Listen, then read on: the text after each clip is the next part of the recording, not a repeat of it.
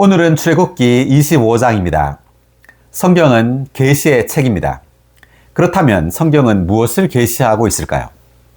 그 계시의 초점은 바로 그리스도입니다. 예수 그리스도.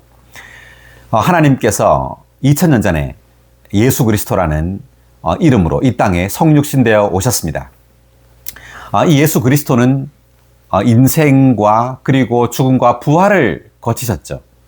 그리고 다만 하늘로 올라가 하나님 보좌 우편에 앉아 계실 뿐만 아니라 생명 주시는 영이 되었습니다. 아멘. 자, 이 생명 주시는 영, 부활의 바로 결과입니다. 부활의 결과 주님은 생명 주시는 영이라는 또 다른 단계 안으로 변형되셨습니다. 자, 이것이 중요한데요. 이 생명 주시는 영으로 주님이 변형되신 이유는 바로 믿는 이들 안으로 역사에 들어오시기 위해서입니다. 하나님은 다만 믿는 이들을 저 하늘로, 천당으로 데려가는 것이 목적이 아니라 믿는 이들로 하여금 그분의 영, 이 생명 주시는 영을 받아들이게 해서 그들의 생명이 되게 하는 것이고, 그리고 이 생명 주시는 영이 믿는 이들의 생명으로서 그들 안에서 자라서 마침내 그들의 충만, 그들의 표현이 되는 겁니다. 아멘. 그래서 이 생명이 믿는 이들 안에서 자라서 이 생명이 믿는 이들로부터 이렇게 표현될 때 이것이 바로 영광입니다. 주 예수님께서 먼저 영광스럽게 되셨죠. 주님은 부활을 통해서 영광스럽게 되셨습니다. 이 영광스럽게 되셨단 말은 그분의 그 인성, 성육신 되심으로 가지게 된 그 인성이 신성 안으로 들어가서 신성화 되신 거예요. 그 인성이 영광스럽게 된 겁니다. 그래서 이 인성을 통하여 그분의 그 신성한 영광이 표현된 거예요. 이것이 바로 영광스럽게 됨입니다. 아멘. 이러한 주 예수님의 영광스럽게 되심으로 말미암아 이제 그분은 영광스럽게 되신 예수 그리스도의 영이 되셨습니다. 이것이 바로 생명 주시는 영이에요. 이 생명 주시는 영이 이제 믿는 이들 안으로 역사에 들어감으로 말미암아 믿는 이들도 영광스럽게 되게 하는 거예요. 아멘. 그러니까 사람인 이 믿는 이들이 신성 안으로 들어가는 겁니다. 무엇을 통해서? 바로 이 생명 주시는 영을 통해서입니다. 이 생명 주시는 영을 누림으로, 체험함으로 이 생명 주시는 영이 믿는 이들의 온 존재, 영과 혼과 몸을 적시고 가득 채워가지고 이제 믿는 이들이 하나님을 표현하게 되는 거죠. 아멘. 이것이 바로 영광스럽게 됨입니다. 이제 단체적으로 믿는 이들은 하나님을 표현하게 됩니다. 아멘. 이것이 또한 그분의 집이에요. 그분의 거처가 되는 겁니다. 영광스럽게 됨이 곧 그분의 거처라고 말할 수 있어요. 그래서 오늘 우리는 출애굽기 25장에서 성막에 대한 어떤 이상을 이제 보게 되는데, 먼저 그러니까 출애굽기 지금 20장부터 해가지고 십계명에 대한 계시가 먼저 나오죠. 이 십계명에 대한 이 계시는 바로 예수 그리스도, 그러니까 하나님의 체현이요, 하나님의 표현인 예수 그리스도를 계시해주고 있는 겁니다. 하나님의 말씀이신 예수 그리스도, 그분이 바로 이 십계명, 율법의 실제이시죠. 그러고 난 다음에 이제 25장에서 성막, 하나님의 그 성소, 하나님의 처소에 대한 계시가 주어집니다. 이것은 신약에서는 바로 그리스도와 교회에 대한 계시라고 말할 수 있어요. 먼저 그리스도에 대한 계시가 주어지고 그 다음에 교회에 대한 계시가 주어지는 겁니다.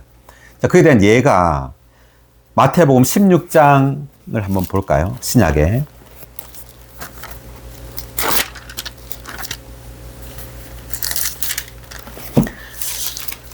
자, 마태복음 16장 15절, 16절을 먼저 보겠습니다. 예수님께서 그들에게 그러면 여러분은 나를 누구라고 합니까? 라고 하시니 시몬 베드로가 대답하였다. 주님은 그리스도이시요 살아계신 하나님의 아들이십니다. 자, 예수님께서 제자들에게 물었습니다. 그러면 여러분은 나를 누구라고 합니까? 누구라고 생각하냐는 거죠. 그랬더니 베드로가 하는 말이 주님은 그리스도이시요 살아계신 하나님의 아들이십니다 라고 말했습니다. 놀라운 계시예요. 사람이신 예수 그리스도가 하나님의 아들이라는 것을 본 겁니다. 그러니까 구약 시대에 이 모세, 엘리야, 수많은 이제 신원자들이 있었죠. 그들과는 전혀 다른 인물이에요. 이 예수 그리스도는. 그들은 위대한 어떤 선견자 또는 신원자들이었어요. 그렇지만 예수 그리스도는 다만 그 위대한 사람이 아니에요. 예수 그리스도는 하나님의 아들입니다. 아멘. 이 사람 예수가 하나님의 아들이라는 것을 보는 것이 엄청난 계시입니다. 자, 우리 믿는 이들은 뭐죠? 자, 믿는 이들이 사람이죠. 사람인데 우리가 또 무엇이냐면 하나님의 아들들이에요. 아멘. 굉장한 계시입니다. 우리는 바로 이 계시를 보아야 합니다. 이 계시, 즉 사람이 하나님을 표현하는 하나님의 아들이 된다는 이 계시 위에 교회가 건축되는 거예요. 아멘. 그러므로 신약은 우리가 사람을 봐야 돼요. 사람이 얼마나 놀라운 존재인가를 봐야 합니다. 하나님께서 사람을 향한 그 갈망, 그 목적은 사람으로 하여금 하나님의 생명을 가지게 해서 하나님을 표현하는 하나님의 아들들이 되게 하는 겁니다. 아멘. 이것이 하나님께서 온 우주를 창조한 그 목적입니다. 할렐루야. 아멘. 그래서 시몬 베드로는 엄청난 계시를 본 거예요. 이 사람 예수가 바로 그리스도시요 살아계신 하나님의 아들이라는 것을 지금 말한 겁니다. 그랬더니 17절에서 그러자 예수님께서 그에게 말씀하셨다. 바요나 시몬이여, 그대가 복이 있습니다. 이것을 그대에게 계시하신 분은 피와 살이 있는 사람이 아니라 하늘에 계신 나의 아버지이십니다. 지금 예수님께서 시몬에게 이것을 계시하신 분, 즉 시몬 베드로에게 이것을 알게 하신 분은 어떤 사람이 아니라 하늘에 계신 나의 아버지 하나님께서 이것을 베드로에게 계시했다는 거죠. 자, 그렇기 때문에 이것은 다만 똑똑하다고 알 수 있는 것이 아니에요. 성경을 많이 안다고 알 수 있는 것이 아니라 하나님으로부터의 계시가 와야 합니다. 아멘. 그러니까 사람인 이 예수가 하나님의 아들이라는 것은 작은 계시가 아니라는 거죠. 지금으로 말하면 믿는 이들이 예수 그리스도를 믿는 이들이 하나님의 아들이라는 이 계시는 놀라운 계시입니다. 반드시 우리도 이 계시를 봐야 하고 더욱더 분명해져야 돼요. 아멘. 우리가 사람을 보는 어떤 관점, 사람을 보는 우리의 어떤 시야가 달라져야 됩니다. 사람은 다만 식물이나 동물보다 더 뛰어나다 정도가 아니에요. 하나님께서 사람을 창조하실 때 그분의 그 어떤 갈망은요, 이 하나님의 형상대로 창조되어진 이 사람으로 하여금 하나님을 표현하는 하나님의 아들들이 되는 거예요. 아멘. 어마어마한 어떤 목적을 가지고 하나님은 사람을 하나님의 형상대로 창조하신 겁니다. 아멘. 자, 그래서 이것은 계시입니다. 어마어마한 계시예요. 사람이 하나님의 아들이라는 계시. 이것이 바로 신약의 계시예요. 구약의 계시는 다만 하늘에 계신 하나님을 보는 것이 계시죠. 온 우주 가운데 온 우주를 창조한 바로 하나님께서 계시다. 하나님을 보는 그것이 놀라운 계시였다면 신약의 계시는 사람을 보는 거예요.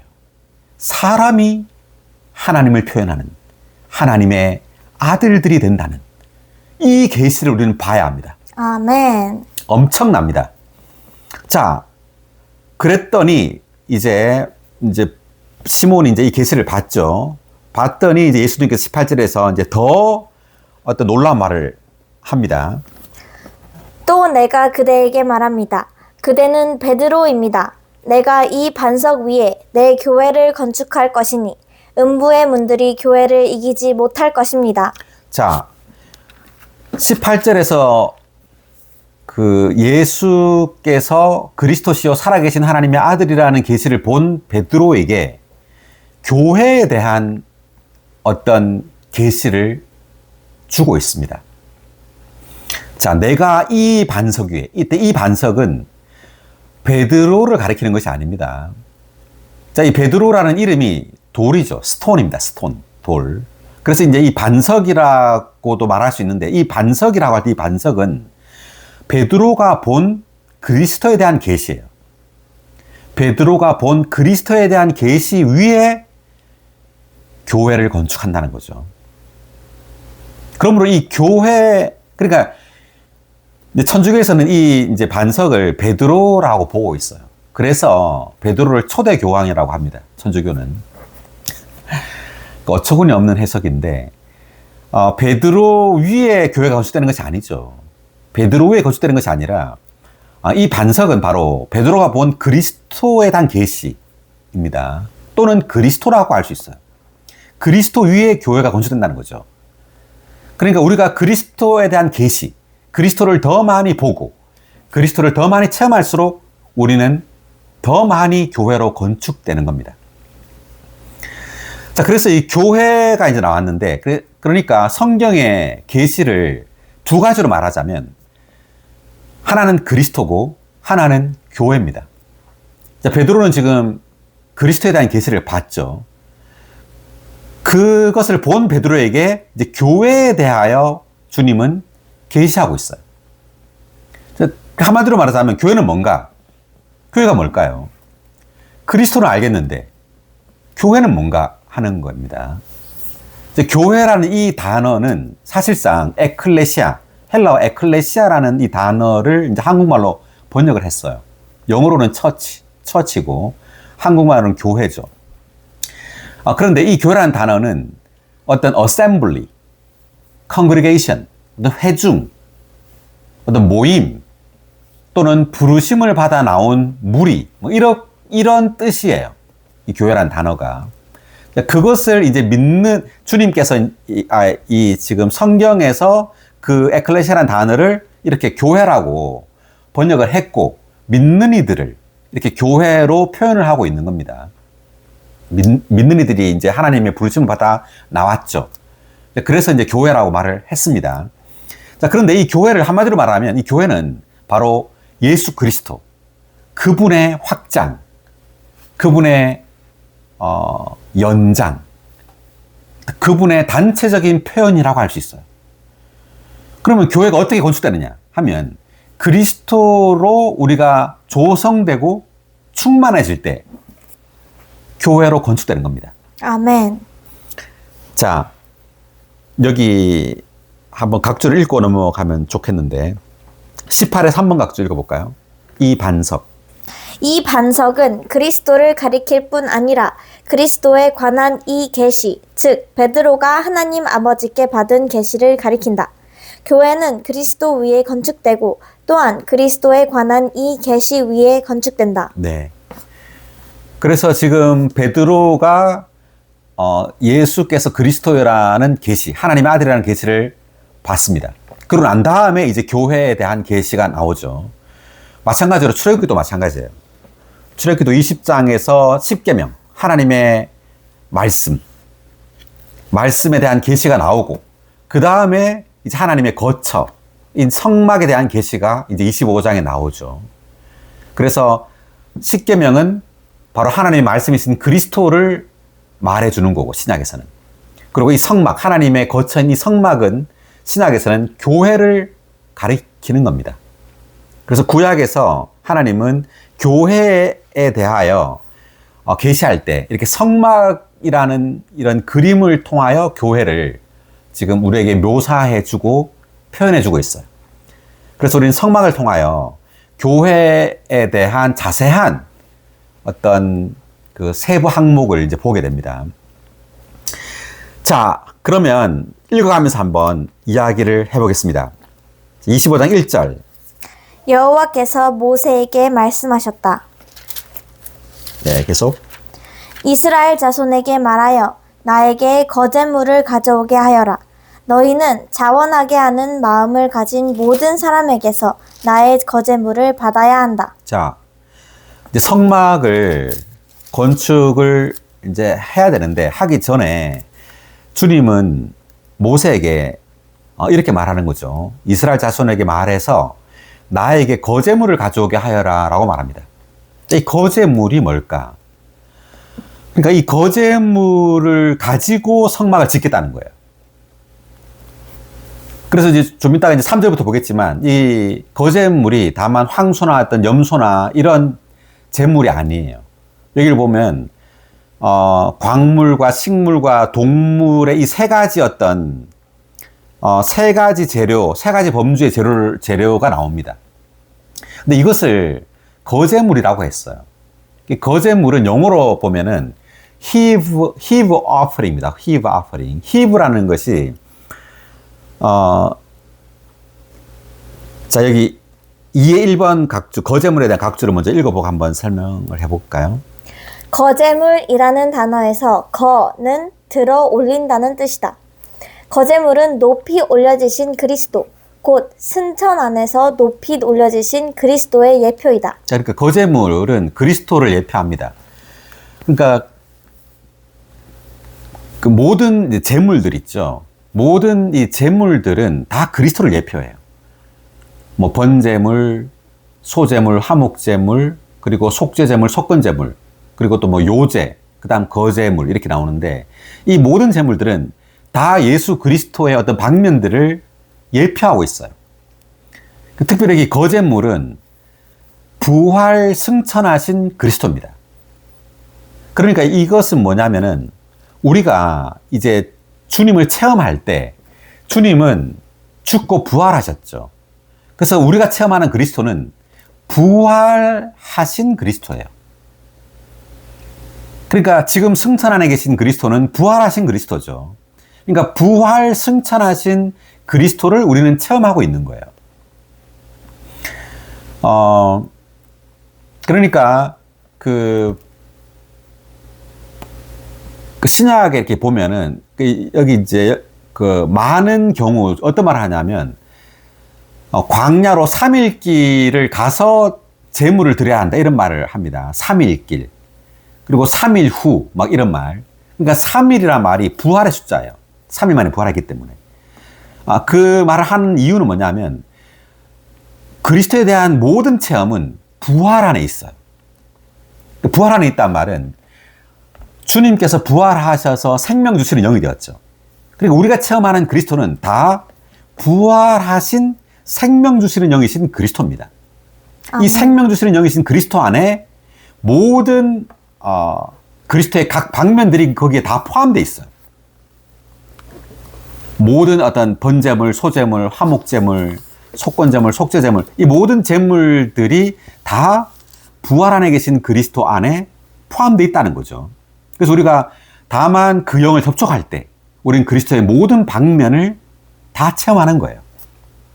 그래서 우리가 성전을 건축한다. 하나님의 처소를 건축한다고 할 때 이것은 부활하신 그리스도에 의해서 성전이 건축되는 겁니다. 아멘. 네. 그러니까 성전은, 그러니까 하나님의 처소, 하나님의 거처는요, 우리가 체험한 그리스도로 건축돼요. 아멘. 그러니까 하나님의 집은 다르게 말하면 그리스도입니다.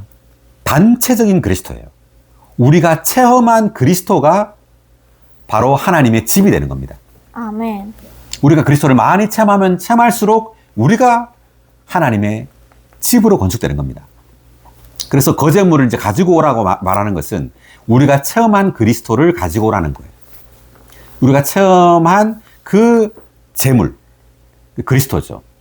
그래서 제물을 바친다는 것은 그리스도를 하나님께 바치는 거예요.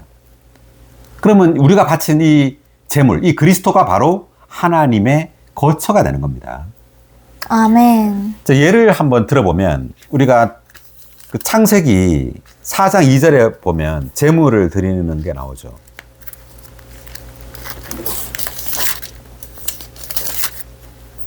하와가 또 가인의 동생 아벨을 낳았다. 아벨은 양을 치는 사람이었으나 가인은 땅을 경작하는 사람이었다. 네, 아벨은 양을 쳤고 가인은 땅을 경작했는데 3, 4절 읽어보면 시간이 흐른 후에 가인은 땅에서 거둔 산물을 여호와께 제물로 바쳤고 아벨도 자기의 양떼 가운데서 첫 새끼, 특별히 그것의 기름덩이를 제물로 바쳤다. 여호와께서 아벨과 그의 제물은 받아들이셨으나 네, 가인과 그의 제물은 받아들이지 않으셨다 돼 있는데 그러니까 아벨이 하나님께 바친 이 양이 뭐냐면 그리스도예요. 즉 아벨이 체험하고 누린 그리스도를 하나님께 제물로 드리는 겁니다.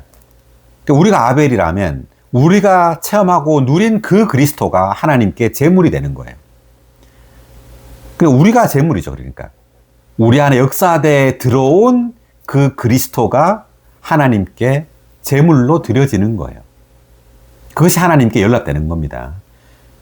그 제물이, 그 그리스도가 하나님의 집으로 건축되는 겁니다. 아멘. 또 하나 보면 창세기 22장 2절도 볼까요? 자, 아브라함이 이제 이삭을 드리는 장면이죠. 하나님께서 말씀하셨다.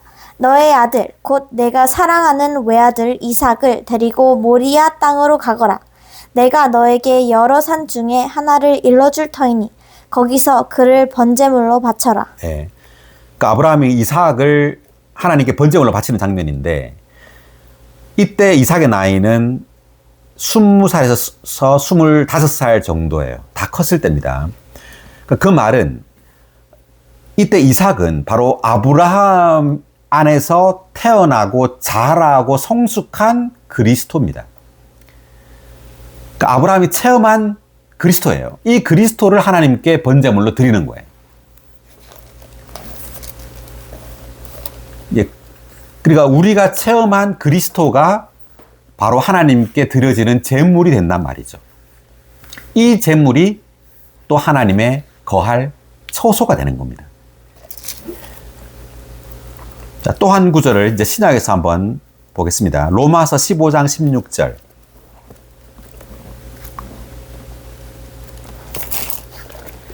이 은혜로 나는 이방인들을 위한 그리스도 예수님의 사역자, 곧 하나님의 복음에 수고하는 제사장이 되었습니다.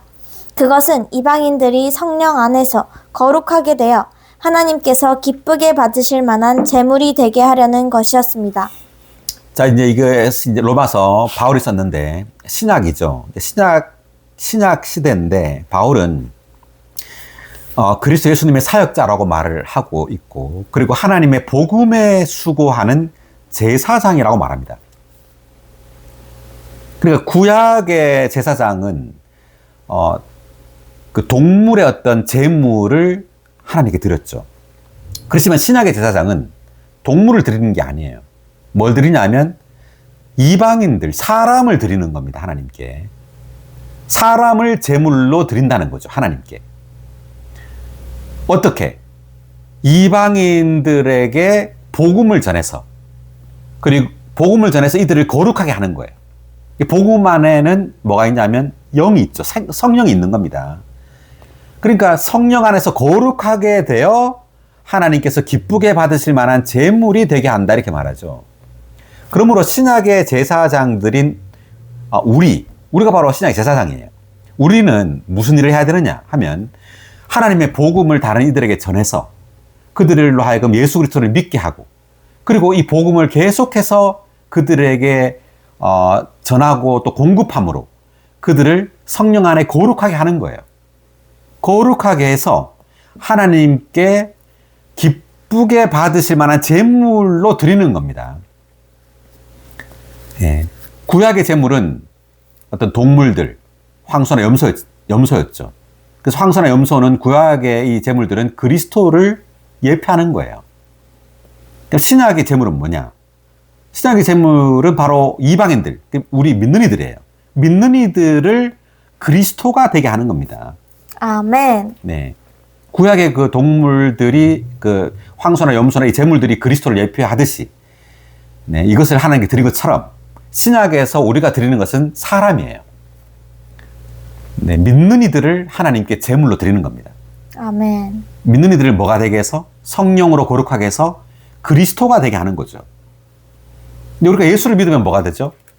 그리스도가 되는 겁니다. 그리스도와 하나 되는 거예요. 네, 우리가 바로 그리스도입니다. 그리스도의 우리가 확장인 거죠, 믿는 이들은. 수많은 우리가 하나님의 아들들이잖아요. 수많은 예수입니다, 우리가. 이 수많은 예수, 수많은 아들들이 바로 하나님께 드려지는 제물이에요. 아멘. 네, 이 제물이 결국 뭐가 되느냐 하면 하나님의 거처가 되는 겁니다. 자, 또 한 구절을 보면 골로새서 1장 28절.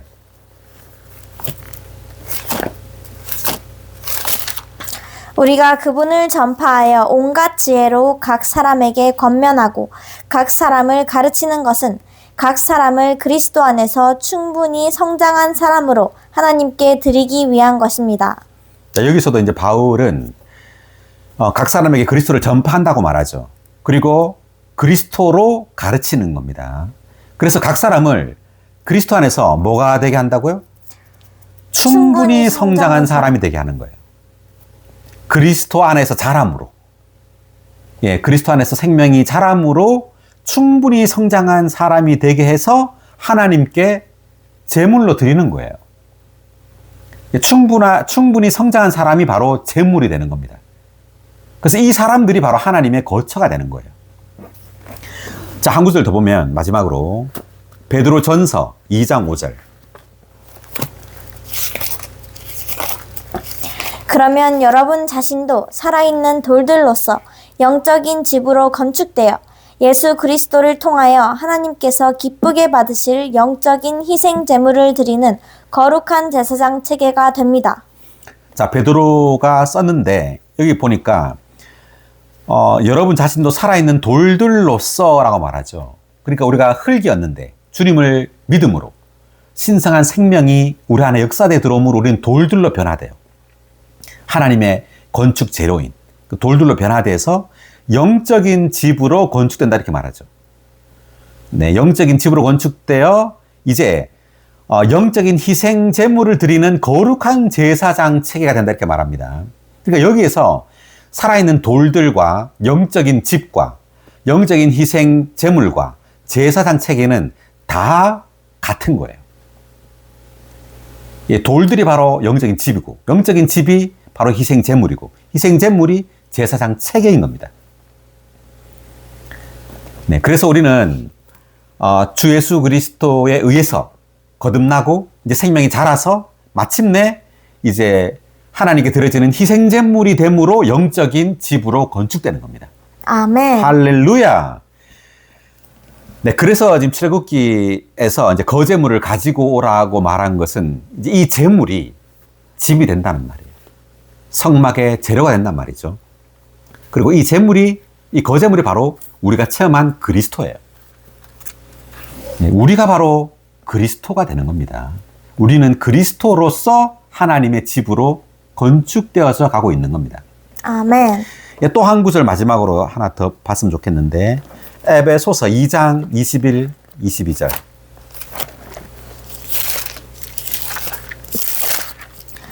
그분 안에서 건축물 전체가 함께 연결되어 주님 안에 있는 성전으로 자라가고 있으며 그분 안에서 여러분 또한 영 안에 있는 하나님의 거처로 함께 건축되고 있습니다.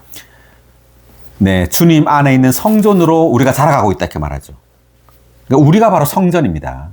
그리고 22절 보니까 영 안에 있는 하나님의 거처로 함께 건축되고 있다 이렇게 말하죠. 구약에 있는 이 성전, 성막은 그림자예요. 진짜가 아니란 말입니다. 진짜는 뭐냐? 우리예요. 네, 우리가 바로 하나님의 집으로 건축되고 있다는 거죠. 어떻게 됨으로? 생명 안에서 자람으로. 우리가 바로 그리스도가 됨으로. 우리 온 존재가 그리스도로 충만케 됨으로 우리는 하나님의 집으로 건축되고 있는 겁니다. 아멘. 할렐루야. 그래서 이 하나님의 집은 물질적인 어떤 건물이 아니에요. 그래서 성경에 이제 계시를 지금 우리가 쭉 봤잖아요. 신약에 또 구약에 많은 어떤 구절들을 볼 때 하나님께서 이 땅에 가지고자 하는 그분의 성소, 그분의 집은 바로 우리예요. 우리가 체험한 그리스도가 바로 하나님의 거처가 되는 겁니다. 아멘. 놀라운 계시입니다. 자, 그러면 지금 2절을 읽었죠. 자, 읽었고, 나머지 한번 읽어보시고, 좀 이따 또 한번 밑에를 읽어보겠습니다. 자, 그래서 이제 거제물을 가지고 오라고 했습니다. 자, 3절 계속 읽어볼까요? 너희가 그들에게서 받을 거제물은 이런 것들이다. 곧 금과 은과 놋쇠, 청색 실과 자주색 실과 진홍색 실, 세마포 짜는 실, 염소털, 붉게 물들인 순양 가죽, 돌고래 가죽, 시팀나무, 등잔용 기름, 바르는 기름에 넣을 향료와 향기로운 향에 넣을 향료, 만호보석, 그리고 에봇과 가슴바지에 박을 보석들이다. 네, 여기까지. 7절, 3절부터 7절까지 재료들이 쭉 이제 언급되고 있습니다. 이스라엘 자손들이 거제물로 가지고 올 이러한 재료들이 바로 이 거제물들이 이거라는 말이죠. 이제 이러한 재료를 가지고 성막에 있는 그 모든 기구들을 짓는 거예요. 만드는 겁니다. 자, 이 재료들이 이제 의미가 있어요. 이 각각의 재료들은 전부 다 그리스도를 상징하고 예표하고 있어요. 모두 다. 그래서 우리가 이 그리스도를 이렇게 금은 놋쇠, 뭐 청색실, 막 이런 것으로 체험을 해야 돼요. 그러니까 우리가 체험한 그리스도를 하나님께 드리는 거죠. 체험한 그 그리스도로 이제 하나님의 집이 건축되는 거예요. 그러니까 이러한 성막은 하늘에서 내려온 게 아닙니다. 그죠? 하늘에서 내려온 것이 아니라 이스라엘 자손들이 가지고 온 거죠. 가지고 와서 이 재료들을 직접 가지고 와서 이걸로 이제 짓는 거예요. 그렇기 때문에 이것은 이스라엘 자손들이 체험한 그리스도의 각 방면들이에요. 우리가 체험한 그 그리스도로 인해서 하나님의 거처가 건축된다는 겁니다. 아멘. 자, 그러면 이 재료들에 대해서 한번 보겠습니다. 우리 2의 1번 각주를 좀 읽었는데,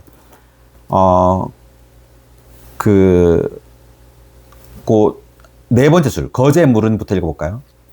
거제물은 부활하신 그리스도의 예표인 요제물과 함께 빈번하게 바쳐졌다. 하나님의 백성이 성막 건축을 위한 재료들을 하나님께 거제물로 바쳤다는 사실은 교회가 어떤 천연적인 재료로 건축되는 것이 아니라 하나님의 백성이 부활 안에서 그리고 하늘들의 영역 안에서 얻고 소유하고 누리고 체험한 그리스도로 말미암아 건축된다는 것을 의미한다.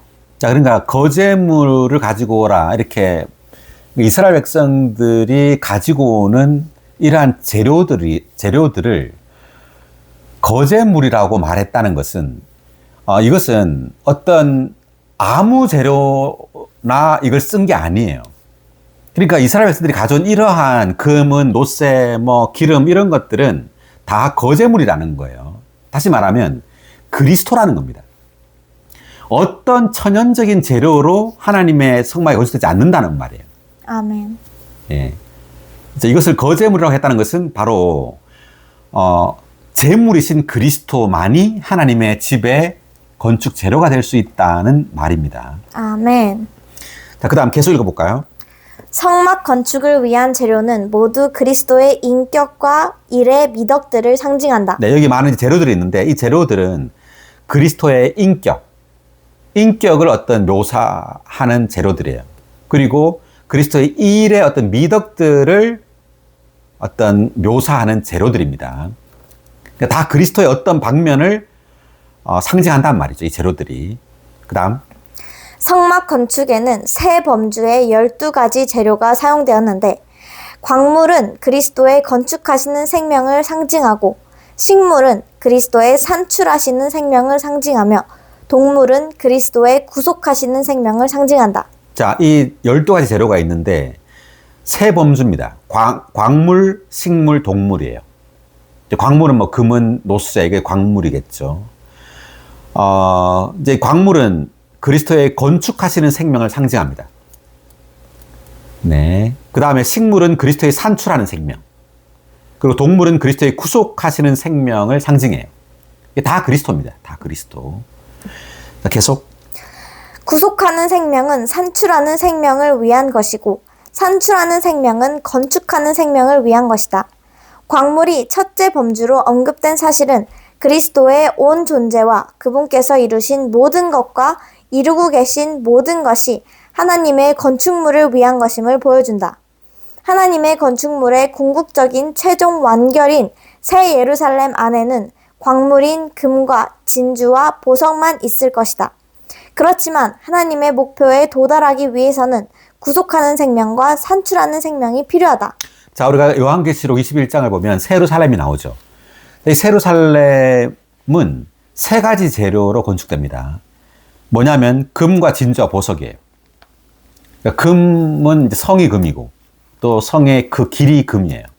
진주는 12문이 진주입니다. 그리고 보석은 그 성의 기초가 12보석으로 되어 있습니다. 그러니까 새 예루살렘의 그 모든 재료들은 금, 진주, 보석이에요.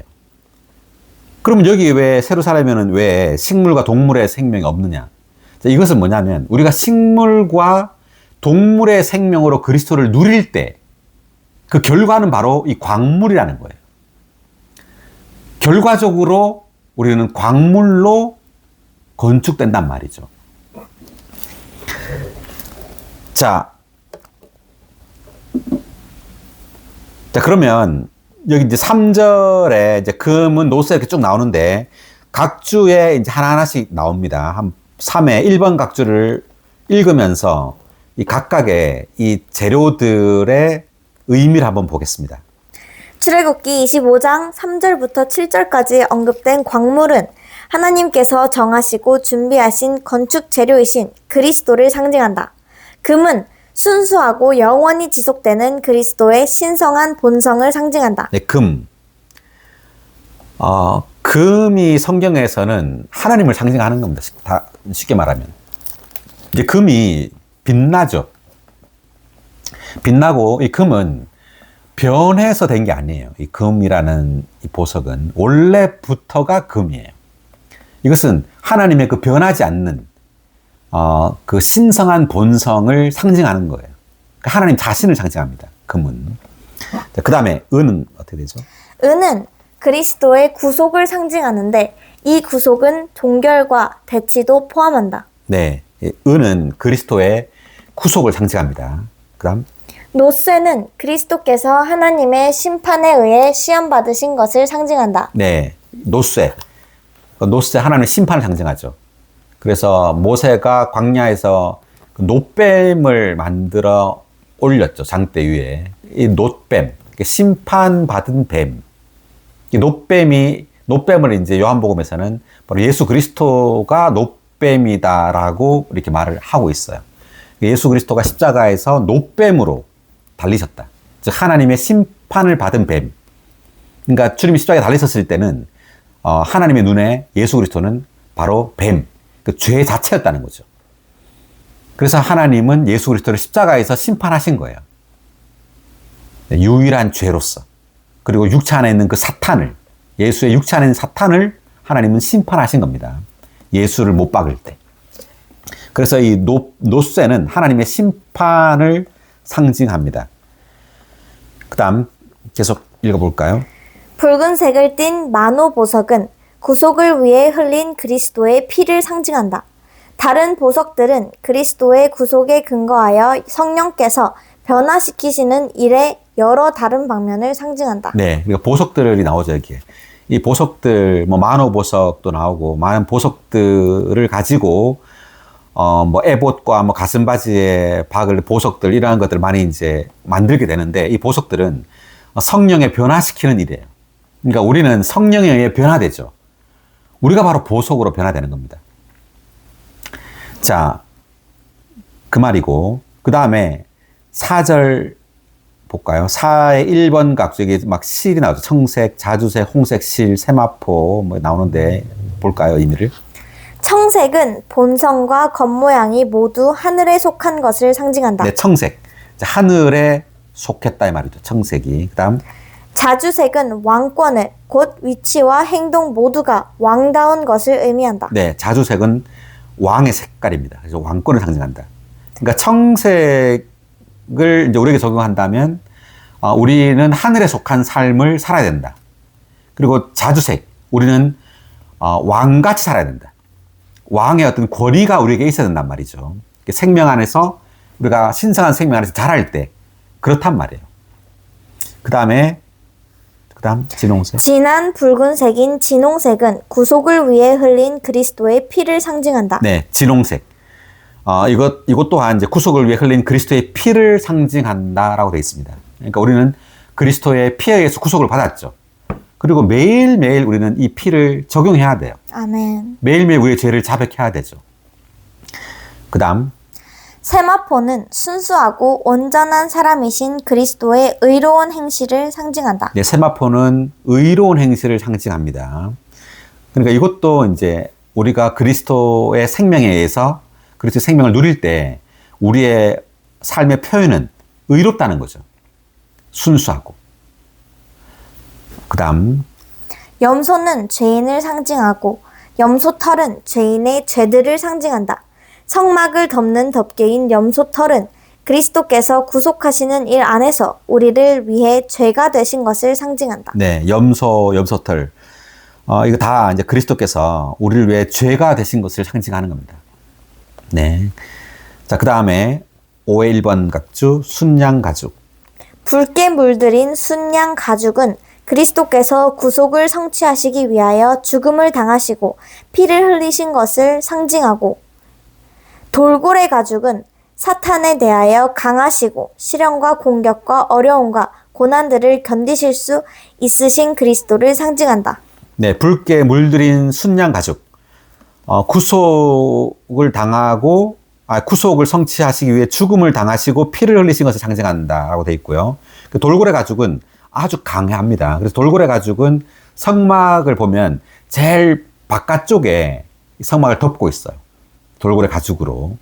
이것은 어떤 비바람과 어떤 날씨와 그 어떤 시련에도 또 어떤 어려움과 고난들에도 견딜 수 있는 아주 강하신 그리스도를 상징합니다. 아멘. 자, 그리고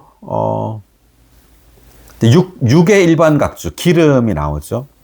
기름은 그리스도의 영을 상징하는데 이 영 안에는 육체가 되시고 십자가에 못 박히시고 부활하시고 승천하신 그리스도의 모든 미덕이 포함되어 있다. 성령에서 기름은 영이에요. 성령. 그리스도의 영을 상징합니다. 그래서 이 영 안에는 육체, 십자가에 못 박힌, 부활, 승천하신 그 그리스도의 모든 미덕이 다 포함되어 있어요. 그래서 우리가 출애굽기 30장 23절부터 25절까지에 보면 이렇게 복합적인 관유가 나옵니다. 예표. 거기 보면 올리브 기름 한 흰에다가 4가지 향료가 복합이 돼요.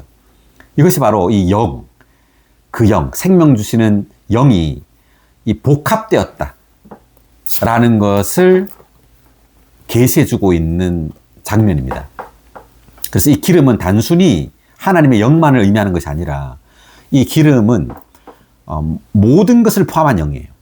우리가 나중에 자세하게 출애굽기 30장 갈 때 좀 보겠습니다. 자, 그 다음 6의 2번 각주, 향료. 바르는 기름을 만드는 데 쓰이는 향료와 하나님 앞에서 태우는 향을 만드는 데 쓰이는 향료는 그리스도의 죽음과 부활의 효능과 달콤함을 상징한다. 향료라는 것이 냄새가 난단 말이죠. 향이 난다. 다만 좋은 향도 있지만 그리고 아주 독한 향도 있어요. 그래서 어떤 해로운 그 향은 냄새 맡으면 사람이 이제 죽기도 하죠. 그래서 그리스도의 어떤 죽음과 이 부활의 그 효능과 어떤 달콤함을 상징합니다. 그래서 우리가 주님을 누릴 때 여기에는 향이 있어요. 사탄과 그 세상과 악한 영을 죽이는 어떤 효능과 향기가 있다는 거죠. 또 한면으로는 우리를 달콤하게 하고, 우리를 상쾌하게 하고, 우리를 기분 좋게 하고, 평안하게 하는 그러한 효능을 가진 또 향이 있단 말이에요. 자, 그 다음에 그래서 이제 6절까지를 했고요. 그 다음 7절 우리가 보석을 아까 했었죠. 보석. 자, 그 다음에 이제 8절 읽어볼까요? 이제 7절까지는 이제 재료들이 나왔습니다. 이제 8절. 그들이 나를 위하여 성소를 만들게 하여 내가 그들 가운데 거할 수 있게 하여라. 네. 성소를 만들게 하여 내가 그들 가운데 거할 수 있게 하여라 라고 말했습니다. 자, 누가? 바로 하나님이죠. 여호와 하나님이에요. 온 우주를 창조하신 하나님이 이 땅에 그분이 거할 어떤 성소를 만든다 라고 말합니다. 하나님에게 무슨 성소가 필요할까요? 온 우주를 하나님이 지었고 하늘과 땅을 다 지었는데 그런 하나님이 거할 이 땅에 성소를 짓는다. 이게 무슨 말일까? 자, 먼저 우리가 성경 한번 찾아보겠습니다. 역대하 6장 18절을 한번 보면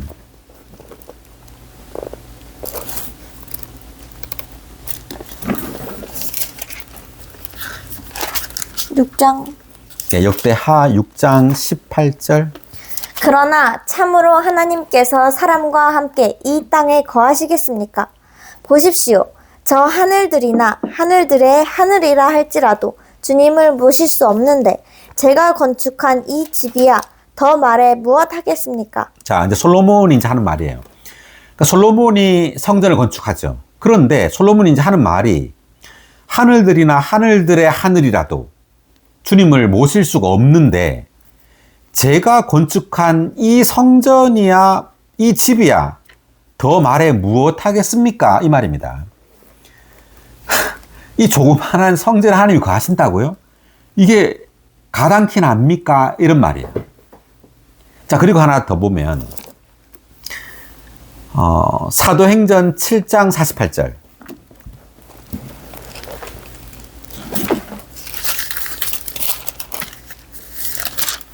장 47, 48. 솔로몬이 하나님을 위하여 집을 건축하였습니다. 그러나 신원자가 말한 것과 같이 가장 높으신 분은 손으로 지은 곳에 거하지 않으십니다. 가장 높으신 분 하나님이죠. 하나님은 손으로 지은 곳 성전입니다. 솔로몬이 지은 그 성전. 성전에 거한다, 거하지 않는다? 거하지 않는다고 말해요. 근데 왜 지었을까? 하는 겁니다. 자, 이것은 그림자이기 때문에요. 구약의 이 성전은 그림자고 실제가 아니란 말입니다. 이제 실제를 설명하기 위해서 지금 구약의 이러한 그림자인 성소, 성전이 있는 거예요. 그 말을 지금 하고 싶은 겁니다. 지금 사도행전에서는. 자, 하나 더 볼게요. 사도행전인데 맨 17장 24절.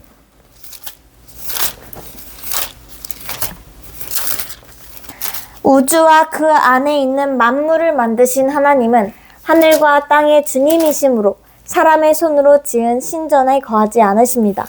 네. 우주와 그 안에 있는 만물을 만드신 하나님은 하늘과 땅의 주님이시므로 사람의 손으로 지은 신전에 거하지 않는다. 그러니까 솔로몬이 지은 그 성전에도 거하지 않을 뿐만 아니라 많은 어떤 이 사도행전 이 시대에 특별히 아테네에 많은 신전이 있었어요. 네. 다 쓸데없는 짓을 한다는 말이에요. 하나님이 우주를 지었는데 이 조그마한 신전에 거하시겠냐 이 말이에요. 아니라는 말이죠. 그러면 하나님은 어디에 거하시느냐? 어디에 거하시죠? 우리 안에. 네, 사람 안에 거하십니다. 어마어마한 계시예요. 아멘. 누구도 꿈도 꾸지 못했던 일입니다. 온 우주를 창조한 이 어마어마한 하나님이 이 작은 사람 안에 거하다니 신성한 계시예요. 놀라운 하나님의 목적입니다.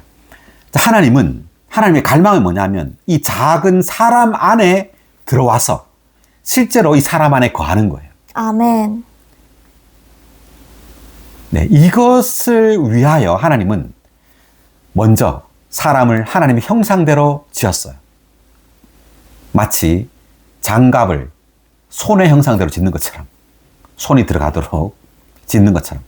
그래서 사람도 하나님 형상대로 지어서 그 안에, 사람 안에 하나님이 들어가도록 그렇게 사람을 창조한 겁니다.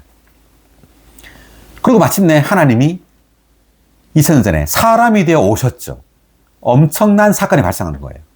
지금부터 2000년 전에 천지를 창조한 그 창조주 그 여호와 하나님이 사람으로 이 땅에 태어나신 거예요. 놀랍지 않아요? 누구도 상상하지 못했습니다. 하나님이 사람이 되어 올 줄이야. 그것도 아주 비천한 사람으로. 그러니까 왕가에 태어난 것이 아니라 목수의 아들로 비천하게 태어났어요. 가난한 집에서. 그리고 멸시받는 삶을 살았죠. 멸시받는 삶을 살았습니다. 십자가에 못 박혀 죽었어요. 아주 수치스럽게. 두 강도와 함께. 네. 그리고 부활했죠. 부활하여 생명 주시는 영이 되었습니다. 아멘. 놀랍습니다. 드디어 마침내 이제 하나님은 사람 안으로 들어갈 준비가 되신 거예요. 부활함으로. 부활하여 생명 주시는 영이 되심으로 이제 믿는 이들 안으로 들어갈 수 있게 된 겁니다. 그래서 요한복음 20장 22절에서 제자들에게 숨을 내쉬며 말씀하시기를 성령을 받으십시오 라고 말했습니다. 드디어 이제 성령으로, 생명 주시는 영으로 제자들 안으로 들어가게 된 거예요.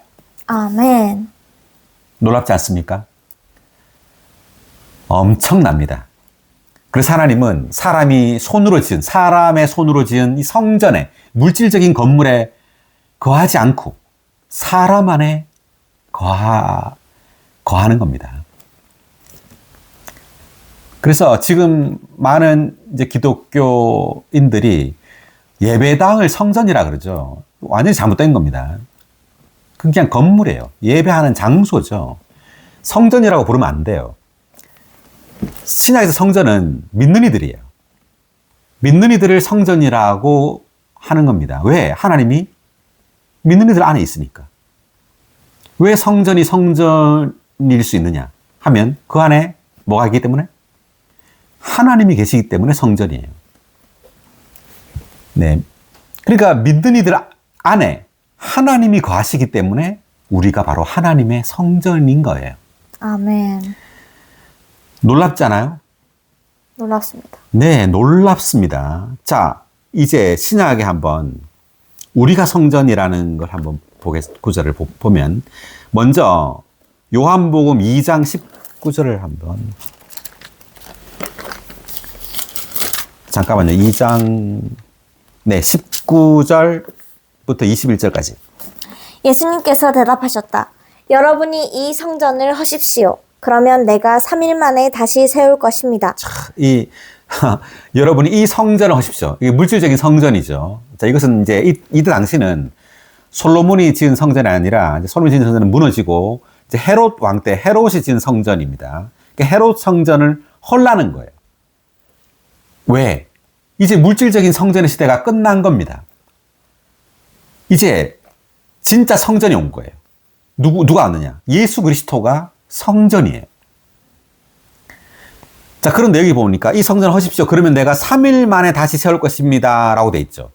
그러므로 이제 이 성전은, 뭘 가리키느냐면 예수님의 몸을 가리킨다고 이제 주님이 말을 해요. 상징하는 거예요. 그러니까 예수님의 몸을 헐라라는 말은 예수님 그 십자가에 못 박혀 죽는단 말이죠. 그리고 3일 만에 다시 세운단 말은 주님은 3일 만에 부활하셔서 이제 단체적인 성전이 되는 겁니다. 이 단체 성전이 뭐냐면 교회예요. 개인적인 성전이신 예수 그리스도가 십자가에 못 박혀 죽고 이제 부활함으로 단체적인 성전인 교회가 세워지는 거예요. 그걸 네. 지금 말하고 있는 겁니다. 자, 20절 읽어보면 그러자 유대인들이 말하였다. 이 성전은 46년이나 걸려 건축된 것인데 그대가 이것을 3일 만에 다시 세우겠다는 것입니까? 그러나 예수님은 자신의 몸이 성전이라는 것을 말씀하신 것이었다. 네. 사실 주님은 지금 성전에 와 있는데 이제 성전을 보고 이렇게 말을 하니까 이 유대인들은 이 물질적인 성전을 가리켜서 주님 말씀하시는 줄 알고 이렇게 말하는 겁니다. 이 성전이 46년이나 걸려서 건축됐다 이 말이죠. 그런데 이것을 3일 만에 다시 세우겠다는 말입니까? 이제 이 말을 한 거예요. 그러니까 주님이 하는 말이 내 말은 그 말이 아니라 내가 바로 성전이다 라고 말하는 거예요. 내가 성전이고 내가 십자가에 못 박혀 죽을 것이다. 그리고 3일 만에 나는 부활하여 더 큰 성전이 될 것이다. 이 더 큰 성전이 바로 교회입니다. 아멘. 할렐루야. 우리가 바로 성전입니다. 아멘. 자, 그래서 우리가 성전이라는 구절을 한번 보면 고린도전서 3장 16절.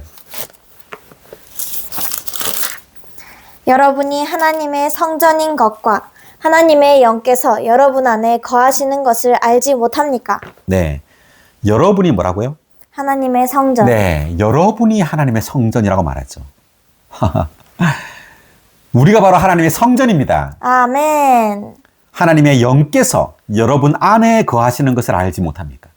이제 주님은 과정을 거쳐 이제 생명 주시는 영, 하나님의 영이 되었어요. 이제 이 하나님의 영이 우리의 영 안에 거하죠. 그러므로 바로 우리가 하나님의 성전입니다. 아멘. 너무나 놀랍습니다. 17절도 한번 읽어볼까요? 한번. 누구든지 하나님의 성전을 훼손하면 하나님께서 그 사람을 훼손하실 것입니다. 왜냐하면 하나님의 성전은 거룩하며 여러분은 바로 그 성전이기 때문입니다. 네. 하나님의 성전은 거룩하며 여러분이 바로 그 성전이다 이렇게 말하죠. 그래서 사도들은 구약의 이 성전 있죠. 지금 성전이 없잖아요. 다 회파되었어요. 주 예수님께서 이제 오셔가지고 이제 이러한 말을 하고 주님 죽고 난 다음에 이제 사도들이 복음을 전할 때 사도들은 물질적인 성전을 건축하려고 노력한 게 아닙니다. 그죠? 사도들 보세요. 서신서를 읽어보면 물질적인 성전을 건축하려고 애쓰고 있는 게 아니에요. 그 성전, 물질적인 성전을 주목하는 게 아닙니다. 그럼 뭘 주목하고 있느냐? 바로 믿는 이들이 성전이라는 것을 말하고 있죠. 그리고 우리가 생명 안에서 자람으로 우리가 성전이 되어가고 있다는 걸 말하고 있는 거예요.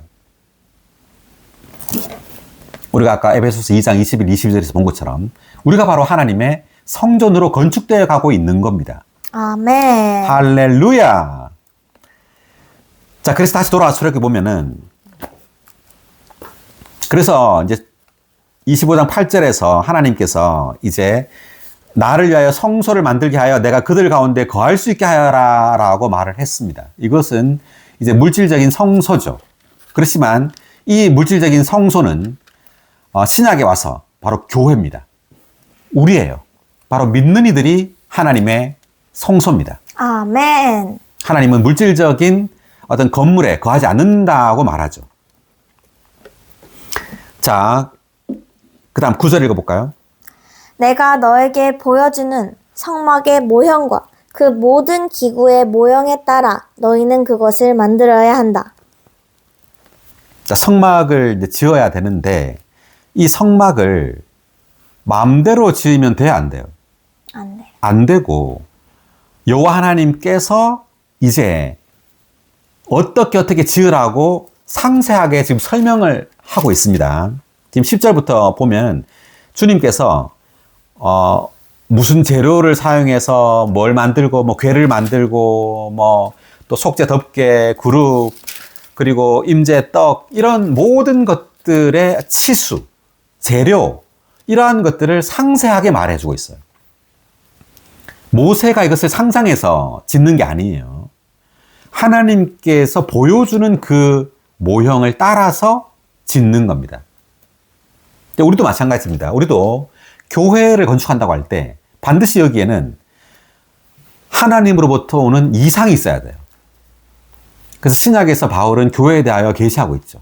교회는 그리스도의 몸이라고 말하고 있고 교회는 하나님의 충만이라고 말하고 있고 교회는 신부라고 말하고 교회는 하나님의 전사라고 말하고 많은 방면에 대해서 말해주고 있어요. 특별히 에베소서에서. 그래서 우리는 교회가 무엇인지에 대해서 계시가 있어야 돼요. 그런 계시가 없으면 다만 열심히 봉사하겠죠. 그렇지만 그러한 어떤 열심으로 지어지는 것이 아닙니다. 반드시 우리는 교회가 무엇인지에 대해서 알아야 돼요. 자, 그래서 지금 이제 여기 출애굽기에서는 이제 성막이 나왔는데 우리가 그 창세기에 보면 창세기도 하나의 건축물이 있죠. 뭘까요? 노아가 지은 그 방주예요. 그 방주도 하나의 건축물입니다. 그 창세기 6장에 보면 노아가 이제 홍수를 대비해서 방주를 짓습니다. 그리고 출애굽기에서는 이제 성소를 건축하죠. 두 건축물이 있어요. 창세기와 출애굽기. 이걸 한번 비교해 보면 노아가 지은 방주는 하나님의 그 심판을 피하기 위해서 이 방주를 지어요. 이 방주도 이제 세 층으로 돼 있어요. 1층, 2층, 3층으로. 그리고 이 성소도 세 부분으로 돼 있죠. 바깥들, 성소, 지성소 이렇게 세 부분. 그래서 노아의 방주의 이 세 층은 삼일 하나님을 상징합니다. 아버지, 아들, 성령을 상징해요. 그런데 이 성소의 성막의 이 세 층은 믿는 이들의 이 세 부분을 가리켜요. 영과 혼과 몸을 또한 상징합니다. 우리가 나중에 이제 자세하게 설명을 할 겁니다. 유사하단 말이죠. 지금 노아의 방주와 이 성막이. 그리고 노아의 방주도 이제 뭐 고패로 나무로 짓고 그리고 바깥에 역청을 칠하죠. 그런데 여기 이 출애굽기의 이 성막은 조각목, 즉 아카시아 나무입니다. 아카시아 나무로 만들고 주로 바깥에 이제 금을 입힙니다. 역청은 그리스도의 피를 상징합니다. 구속을 상징해요. 왜? 하나님의 심판을 피하기 위해서. 그 홍수의 심판을. 그렇지만 이 금은 하나님의 심판으로부터 구원하는 것이 아니라 이 금은 하나님의 표현을 상징해요. 신성한 하나님의 그 본성. 그러니까 성막은 하나님을 표현하는 거예요. 하나님의 영광을 표현하는 겁니다. 아멘. 네, 그래서 지금 이제 제가 간단하게 비교해 보았습니다. 그 창세기에서는 노아의 방주라는 건축물이 있고 출애굽기에서는 성막이라는 건축물이 있어요. 이 둘 다 자기의 상상을 따라 지은 것이 아니에요. 노아의 방주도 하나님께서 보여주신 식양을 따라서 노아가 방주를 짓습니다. 그리고 방주 또한 하늘에서 내려온 게 아니에요. 노아와 그 8 식구를 구원하기 위해서 하늘에서 방주가 내려오는 것이 아니라 노아가 직접 건축을 합니다. 그 말은 이 또한 방주 또한 그리스도를 상징해요. 또한 그리스도의 몸인 교회를 또한 상징합니다. 이 방주가. 방주도 다 그리스도로 건축되는 거예요. 노아가 체험하고 누린 그 그리스도가 하나의 방주가 되어서 노아와 그 가족들을 구원하는 거예요. 그러니까 우리가 체험한 그리스도가 우리를 구원하는 겁니다. 방주처럼. 아멘. 성막도 마찬가지죠. 이스라엘 백성들이 체험하고 누린 그 그리스도가 바로 하나님의 거처가 되는 거예요. 자, 그러면 구의 1번 각주를 한번 읽고 보겠습니다. 구약에서 하나님의 거처였던 물질적인 성막, 나중에 성전이 됨은 사실상 단체적인 백성, 곧 하나님의 집인 이스라엘 자손을 상징하는 것이었다. 신약 시대의 시작에서 하나님의 체현이신 육체가 되신 그리스도는 하나님의 성막, 장막과 성전 둘 다이셨다.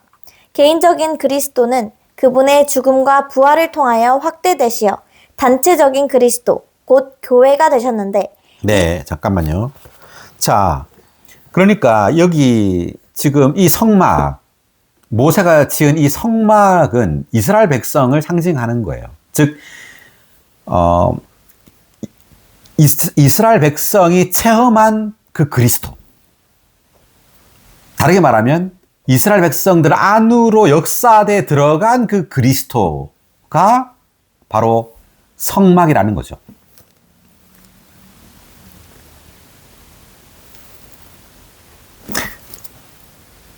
신약에서는 이제 우리 그 믿는 이들이죠.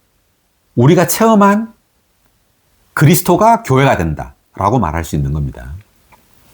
그 다음 계속 보면 이 교회는 신약의 믿는 이들로 이루어진 성전이자 하나님의 집이며 그리스도의 몸이다. 궁극적으로 성막과 성전은 하나님의 영원한 거처요. 3일 하나님과 그분께 구속받은 구약과 신약의 백성과의 연합인 새 예루살렘으로 최종 완결될 것이다. 할렐루야. 자, 이제 한 가지를 더 말하면은 그 창세기 28장에 야곱이 꿈을 꿉니다. 베델의 꿈이죠. 사다리를 봤는데 꿈에서 이 사다리는 바로 사람의 아들이신 예수 그리스도예요. 요한복음 1장 51절에 보면 바로 이 사다리가 바로 사람의 아들이신 예수 그리스도라고 말합니다. 그러니까 이 사다리 꿈을 꾸고 난 다음에 이제 그 야곱이 한 행동이 자기가 베개에 했던 그 돌을 세워서 기둥으로 세워서 거기에 기름을 붓죠. 그래서 이것을 베델이라고 말했습니다. 즉, 이 기둥으로 세운 이 돌은 야곱 자신, 즉 이 사람이시 그 변화된 야곱이에요. 무엇에 의해서? 이 기름, 성령에 의해서 변화된 이 야곱이 결국 베델, 하나님의 집이 된단 말이죠. 이것은 하나의 이상이에요. 마찬가지로 이제 발전해서 이제 출애굽기에서 이 하나님의 집이 나오는데 이 하나님의 집이 이제 성막이죠. 더 구체적이고 더 상세하게 이 하나님의 집에 대해서 설명하고 있는 겁니다. 그래서 창세기에서 야곱의 꿈에서는 이 그 야곱이 어떻게 하나님의 집인 베델이 되느냐 하면 이 기름에 의해서 변화됨으로 베델이 되는 거죠. 마찬가지입니다. 출애굽기에서 이 성막도 기름, 즉 그리스도, 모든 방면, 각 방면의 어떤 그리스도를 체험함으로 이 이스라엘 백성들은 하나님의 집으로 건축되는 겁니다. 아멘. 원칙은 똑같아요. 네, 창세기에서는 그 기름이 있었다면 기름이 바로 그 영, 만유를 포함한 그리스도죠. 신약, 이 출애굽기에서는 이 모든 재료들, 이 재료들을 또 또한 그리스도예요. 네, 이스라엘 백성들이 체험한 이 그리스도. 단체적인 그리스도죠. 그래서 창세기는 어떤 개인의 어떤 누림, 개인의 어떤 체험을 말한다면 출애굽기에서는 이스라엘 백성 전체의 어떤 체험을 말해주고 있죠. 아멘. 네, 그래서 이제 이 하나님의 집이라는 것은 단체적인 거예요. 모든 믿는 이들이 하나의 집으로 건축되는 겁니다.